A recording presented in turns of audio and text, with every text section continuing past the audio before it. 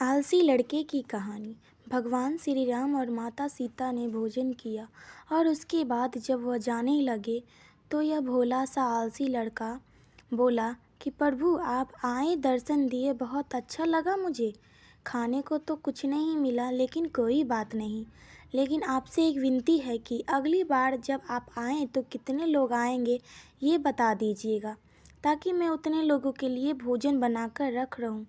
भगवान श्री राम मन ही मन मुस्कुराए और फिर अंतर्ध्यान हो गए। लड़का आश्रम गया, दिन बीतता गया और फिर एकादशी का दिन आया और इस बार उसने 3-4 लोगों के लिए अनाज लेकर के खाना बनाने के लिए नदी के किनारे पहुंचा और उसने बड़े प्रशंसा से भोजन बनाया और इंतज़ार करने लगे प्रभु आएंगे और भोग लगाएं।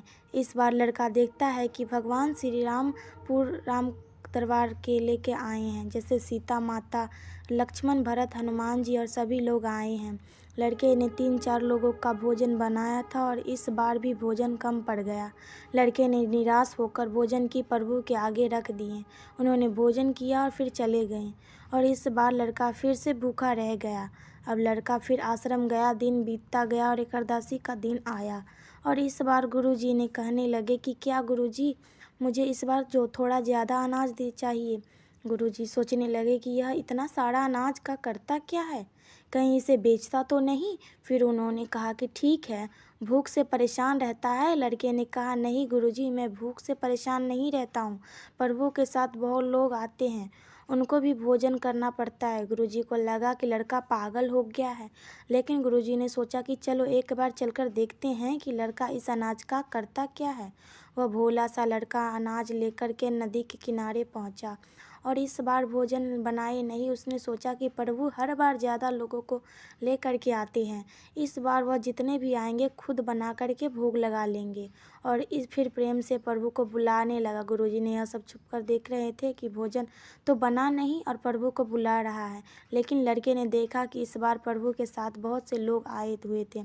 उसने प्रभु के सामने हाथ जोड़ करके कहा कि प्रभु माफ़ करना, आप बहुत सारे लोग आते हो, मुझे संख्या पता नहीं होती और मेरी हिम्मत भी नहीं होती इतने सारे लोगों के लिए भोजन बनाऊं। आप स्वयं आइए, बनाइए, खाइए और भोग लगाइए। प्रभु मुस्कुराते हैं और अपने हाथ से सभी लोगों के लिए मिलकर भोजन बनाते हैं। गुरुजी यह सब छुप करके देखते हैं और फिर लड़के के पास आकर के कहते हैं कि तुम यह क्या कर रहे हो। लड़का कहता है कि गुरुजी आपको दिख नहीं रहा कि भगवान श्री राम पधार चुके हैं, माँ सीता आई हुई हैं, हनुमान जी आए हैं और सभी लोग आए हुए हैं, भोजन बन रहा है गुरुजी। गुरुजी ने कहा कि पागल हो गया है, मुझे तो कोई दिख नहीं रहा।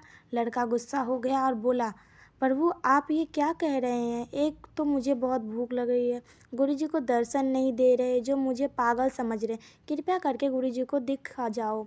भगवान बोले नहीं, मैं इन्हें दिख सकता। और लड़का बोला क्या नहीं दिख सकते, गुरुजी तो बहुत महान हैं, बहुत बड़े ज्ञानी भी और ज्ञाता भी।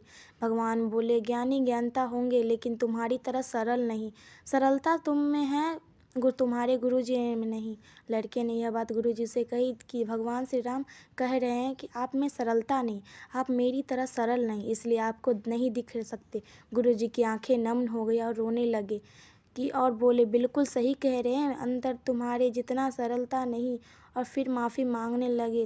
फिर भगवान ने गुरुजी को भी दर्शन देते। यह कहानी हमें सिखाती है कि जीवन में सरलता सबसे आवश्यक है। जितने सरल बने रहेंगे उतना जीवन में आगे बढ़ते चले जाएंगे। आप सरल होते तो